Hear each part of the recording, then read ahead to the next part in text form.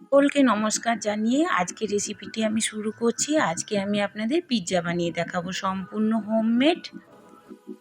বাচ্চা থেকে বড় আশা করি সকলেরই পছন্দ হবে। তো এখানে আমি একটা বড় কাপের নিয়ে নিয়েছি ময়দা। তো ময়দাটা একটু বেশি পরিমাণেই নিতে হবে, মোটামুটি এখানে 200 গ্রাম আছে। আর তার অর্ধেক একটা ছোট কাপের দেখুন টক দই নিয়েছি, যেটা আমুলের প্যাকেট পাওয়া যায় সেই দইতেও হবে বা ঘরে পাতা দইতেও হবে। লাগবে একটু তেল, আর যদি দইয়ের একটু কম পড়ে তো সামান্য একটু জল দিতে হবে। লাগবে একটু লবণ, খুব একটা বেশি উপকরণ লাগবে না। কিন্তু বিশ্বাস করুন, পিৎজাটা কিন্তু অসম্ভব সুন্দর হয়। বাচ্চাদের তো জানেনই কতটা পিৎজা পছন্দ হয়। তো আমি এখানে লবণ দিয়ে এই ময়দাটাকে খুব ভালো মতো করে মিশিয়ে নিলাম। আর এই মেশানোর পরেই কিন্তু আমি দিয়ে দিব টক দই। টক দইটা আমি অল্প অল্প করেই দেবো, মানে প্রথমেই বেশি দিয়ে দিব না, নইলে কিন্তু খুব ল্যাপ্টো হয়ে যাবে। তো এখানে দেখুন আমি এখানে অল্প হাফ কাপ মতো দিয়েছি, তারপরে আমি খুব ভালোভাবে হাত দিয়ে করলাম। তো দেখলাম যে আরও একটু লাগবে। তো আমার মোটামুটি ছোট একটা রেগুলার কাপে 1 কাপ দই কিন্তু আমার 200 গ্রাম আটা হয়ে গেছে। তো দেখতেই পাচ্ছেন আমার লোটা একদম তৈরি হয়ে গিয়েছে। তো এখানে আমি কিন্তু উপর দিয়ে তেল দিয়ে দিব। এই তেলটা দেওয়ার ফলে একদম সফট থাকবে বা চিটচিটে হয়ে হাতে লেগে থাকবে না। তো এখানে আমি আরও একটু উপর দিয়ে আর তেলটা ভালোভাবে ডোর মধ্যে মিশিয়ে দিলাম। এখানে আমি ঢেকে রাখবো মোটামুটি 20 মিনিট মতো, 20 থেকে 30 মিনিট। ততক্ষণে কিন্তু আমি বাকি উপকরণগুলো করে নিচ্ছি। এখানে আমি একটা অ্যালুমিনিয়ামের থালা হলে ভালো হতো। তো এখানে আমার কাছে অ্যালুমিনিয়ামের থালা যেহেতু ছিল না, তো স্টিলের থালাতে খুব ভালো মতো তেলটা দিয়ে দিলাম। তো এখানে তেল দিয়েছি, আর এই তেলটা কিন্তু অবশ্যই দিতে হবে। তো দেখুন কতটা ডোটা নরম হয়ে গিয়েছে, আর হাতেও কিন্তু লেগে যাচ্ছে না। তো আমরা এখানে বুঝতে পারবো যে আমাদের ডোটা একদম পারফেক্ট হয়েছে। তো আমি এখানে আরেকটু তেল দিয়ে প্রথমে এই ডোটাকে একটা পেস্ট বানাবো। তো দেখুন আমি আরও ভালোভাবে একটু মুথলিয়ে নিতে হবে হাতের সাহায্যে। যতটা সুন্দরভাবে মুথলাবেন ততটাই কিন্তু পিৎজাটা সফট হবে।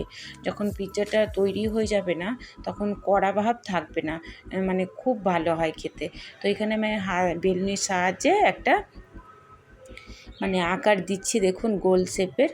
পিৎজা যেহেতু গোল হয়, তারপরে এটাকে কিন্তু আমি থালাতে ট্রান্সফার করে নেব। থালা তখন এর থেকে বেশি পাতলা করলে পরে তখন থালাতে আর ট্রান্সফার করা যাবে না। দেখুন থালাতে দিয়ে দিয়েছি, তারপরে হাতের সাহায্যে একদম আলতো হাতে এটা পুরো যতটা থালাটা আছে থালা বরাবর এটা কভার করে দিতে হবে। আর এখানে মনে রাখতে হবে এই বেসটা যেন খুব একটা পাতলা না হয়ে যায়। পাতলার মতো হয়ে গেলে কিন্তু রুটি রুটি হয়ে যাবে। তারপরে আমার এটা দেখতেই পাচ্ছেন সাইডটা কতটা মোটা আছে। তারপরে একটু এই বরাবর আমি যেমনটি করে করছি, হাত দিয়ে আঙ্গুলের সাহায্যে এটা কিন্তু একটু করে নিতে হবে। আপনারা দেখে নিশ্চয়ই বুঝতেই পাচ্ছেন। আর এইরকম একটা কাঁটা চামচ নিয়ে কিন্তু পিৎজার মধ্যেটা এইভাবে ফুটো করে দিতে হবে। তা না হলে যখন আমরা গ্যাসে বসাবো তখন কিন্তু এটা লুচির মতো ফুলে যাবে। এটা কিন্তু একদম স্কিপ করবেন না, নইলে পিৎজা হবে না। উপর থেকে আমি দিয়ে দিলাম পিৎজা সস। এটা পিৎজা সস বাজারে যেটা রেডিমেড কিনতে পাওয়া যায়, তো সেটাই আমি দিয়েছি। এটা কিন্তু এই সসটা কিন্তু হোমমেডও হয়। আপনারা যদি হোমমেড দেখতে চান তো আমাকে একটা কমেন্ট করবেন, আমি কিন্তু আবার আপনাদের হোমমেডও খেয়ে দিতে পারবো। তো উপর থেকে আমি কিন্তু দিয়ে দিলাম চিজ। আর পিৎজা কিন্তু ভরে ভরে চিজ দিতে হবে। আর এখানে সবজি বলতে আমি দিয়ে দিলাম ক্যাপসিকাম, পেঁয়াজ, এইসব দিয়ে দিব দেখুন।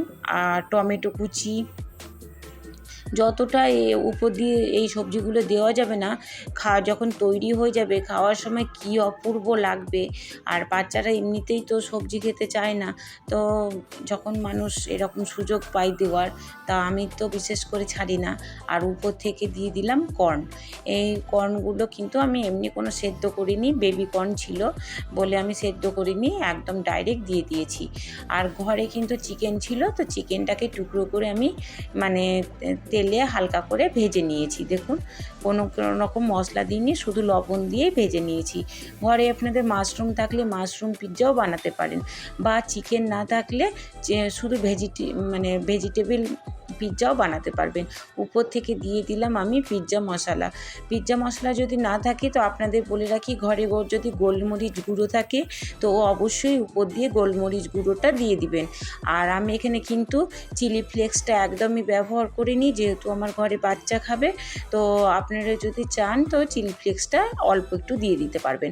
আমি এখানে কড়াইয়ে পিৎজাটা বানিয়ে দেখাবো। তো কড়াইটা কিন্তু আমি প্রিহিট দিয়েছিলাম আর প্রচণ্ড গরম হয়ে গিয়েছিল। তারপরে কিন্তু গ্যাসটা কম করে আমি পিৎজাটা মোটামুটি 20 থেকে 25 মিনিট রেখে দিয়েছি। তো আপনারা দেখতেই পাচ্ছেন। আর এই পর্যায়ে আমি কিন্তু নামিয়ে, খুব একটা ঠান্ডা হয়নি। আর দেখুন চিজটা কত সুন্দর মেল্ট হয়েছে, পুরো বাজারের মতোই হয়েছে। তো উপর থেকে আমি পিৎজা মশলাটা দিয়ে দিব। আর আপনারা বলেছি যে ঘরে না থাকলে কোনো কেনার দরকার নেই, আপনারা গোলমরিচ গুঁড়োটাও দিয়ে দিতে পারেন। তো আমার তৈরি হয়ে গেল ঝটপট মানে হোমমেড পিৎজা। আপনারাও একবার বানিয়ে দেখুন। যদি আপনাদেরও ভালো লাগে তো আমাকে একটা কমেন্ট করে অবশ্যই জানাবেন, একটা সাবস্ক্রাইব করে পাশে থাকতে পারেন। Thank you.